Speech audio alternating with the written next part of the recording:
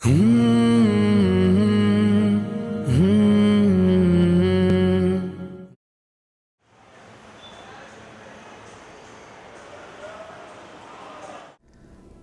अस्सलाम वालेकुम।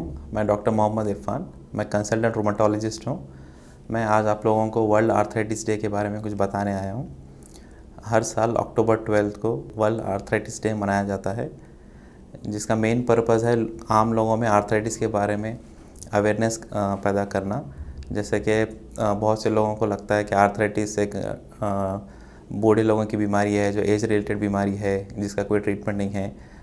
ऐसे बहुत सारे गलतफहमियाँ हैं आर्थराइटिस रिलेटेड। तो एक अवेयरनेस पैदा करने के लिए वर्ल्ड आर्थराइटिस डे मनाया जाता है। तो आर्थराइटिस कोई एक बीमारी नहीं है। आर्थराइटिस यानी जोड़ों में दर्द रहना, सूजन रहना, ये कई सारी बीमारियों में देखा जा सकता है। नियरली 80 to 100 ऐसे कंडीशंस हैं जिसमें आर्थराइटिस हो सकता है। सिंपल इन्फेक्शन हो गया, जैसे वायरल फीवर है, उसमें भी जॉइंट पेन्स आर्थराइटिस हो सकता है।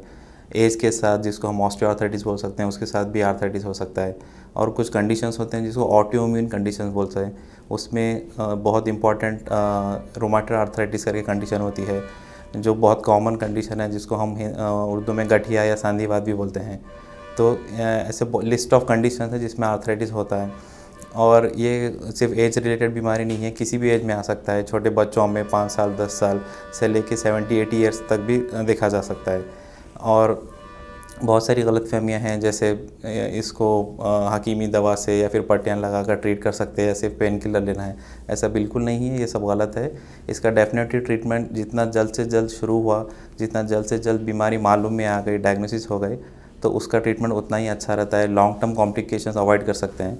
अगर आर्थराइटिस को ठीक से कंट्रोल नहीं किया गया तो इसके बहुत सारे कॉम्प्लिकेशंस हो सकते हैं, जैसे कि हार्ट पे इफ़ेक्ट आना, लीवर पे इफ़ेक्ट आना, लंग्स पे इफ़ेक्ट आना, किडनीज़ पे और आइज़ पे भी इफ़ेक्ट आ सकता है उसका। और अगर ट्रीटमेंट ठीक से नहीं हुआ तो जोड़ जो है ख़राब हो जाते हैं, डिफ़ॉर्मिटीज़ आ जाते हैं। फिर आप अपने डे टू डे एक्टिविटीज़ नहीं कर सकते, आपकी जॉब में परेशानी हो सकती है, आप बेड बाउंड हो सकते हैं, व्हीलचेयर पे आ सकते हैं। और बहुत से लोगों को देखा है कि फाइनेंशियली बर्डन हो जाते हैं, क्योंकि इसका ट्रीटमेंट की वजह से जॉब्स वगैरह चले जाते हैं। तो ये सारे लंबी लिस्ट ऑफ कॉम्प्लिकेशंस है। बहुत सारे लोग डिप्रेशन में भी चले जाते हैं, क्योंकि आर्थराइटिस की वजह से वो अपना डे टू डे काम नहीं कर पाते हैं। तो ये बहुत ज़रूरी है कि जल्द से जल्द आर्थराइटिस का डायग्नोसिस हो। उसमें कौन सी बीमारी है, जैसे मैं बताया कि लिस्ट ऑफ बीमारियां हैं जिसमें आर्थराइटिस देखा जा सकता है, तो जल्द से जल्द डायग्नोसिस हो और उसका ठीक से ट्रीटमेंट हुआ तो ये सारे लॉन्ग टर्म कॉम्प्लिकेशंस अवॉइड किए जा सकते हैं।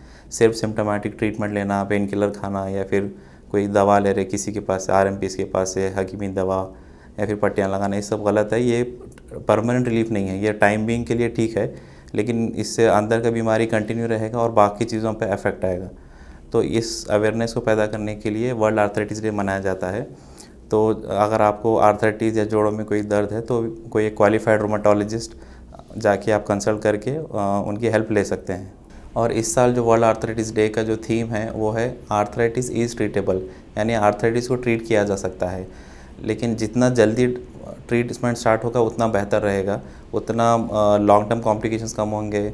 अगर जितना लेट ट्रीटमेंट स्टार्ट होगा उतने कॉम्प्लिकेशन ज़्यादा हो सकते हैं और कॉस्ट ऑफ ट्रीटमेंट भी बहुत बढ़ जाता है, क्योंकि हमारे कंट्री में बहुत से लोगों के पास इंश्योरेंस तो नहीं होता है। तो कॉस्ट फैक्टर भी एक बहुत इंपॉर्टेंट चीज़ है आर्थराइटिस में, क्योंकि ये लंबी बीमारी है। जितना जल्दी ट्रीटमेंट स्टार्ट होगा तो कम दवाई पे, कम कॉस्ट के ट्रीटमेंट में ही ठीक होगा। अगर लेट ट्रीटमेंट स्टार्ट होगा तो उसकी दवाएं भी बड़ी रहेंगी और उसका ट्रीटमेंट भी बहुत ज़्यादा होगा। तो ये बहुत ज़रूरी है कि किसी को भी आर्थराइटिस के सिम्टम्स हैं तो जल्द से जल्द आप किसी रोमेटोलॉजिस्ट से मिलकर उनकी हेल्प ले लें।